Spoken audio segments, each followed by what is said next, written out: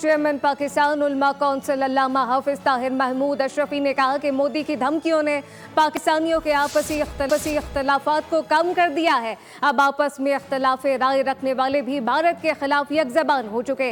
सिपह सालार ऐलान करें, मदारिस के 30 लाख असातिज़ा तुलबा हर तरह से पाकिस्तानी फौज के साथ खड़े होकर मोदी को सबक सिखाएंगे। डिप्टी ब्यूरो चीफ बो न्यूज़ इस्लामाबाद अली शेर ने इनसे खुसूसी बातचीत की है, आइए देखते हैं। बिल्कुल पाक भारत का मामला है और मोदी जो है वो पाकिस्तान को धमकियां दे रहा है।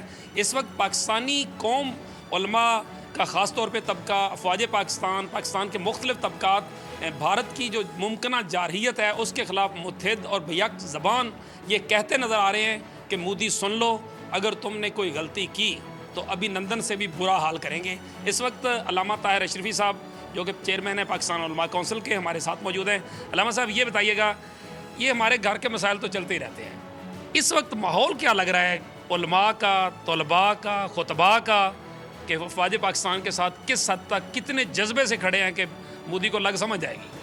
अली शेर साहब, अगर अभी सिपह सलार इजाज़त दे दे तो बिला मुबालगा मैं ये कह सकता हूँ कि पाकिस्तान के 25 करोड़ में से कोई मर्द व ज़न घर बैठने के लिए तैयार नहीं होगा। पूरी कौम एक जगह खड़ी है और वो ये है कि अगर हिंदुस्तान ने गलती की तो तारीख़ में इंशाअल्लाह हिंदुस्तान के नाम की कोई चीज़ ज़मीन पर नहीं होगी। और कल रात जब उन्होंने कोशिश की है फ़ज़ाइया, तो हमारी फ़ज़ाइया ने जिस तरह जवाब दिया है वो काबिल फ़ख्र है और हम सलाम पेश करते हैं अपने जवानों को।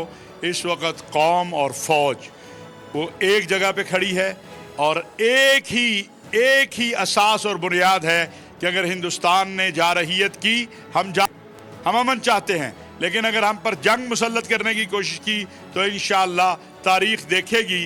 बिल्कुल ठीक। हाफिज़ ताहिर अशरफी साहब की गुफ्तगू आपने सुनी और उनका दो टोक ये कहना है कि पूरा पाकिस्तान, हर मर्द व ज़न जो है वो भारत का मुकाबला करने के लिए बहुत तैयार है। शुक्रिया। सब्सक्राइब करें और बेल दबाएं ताकि कोई खबर रह न जाए।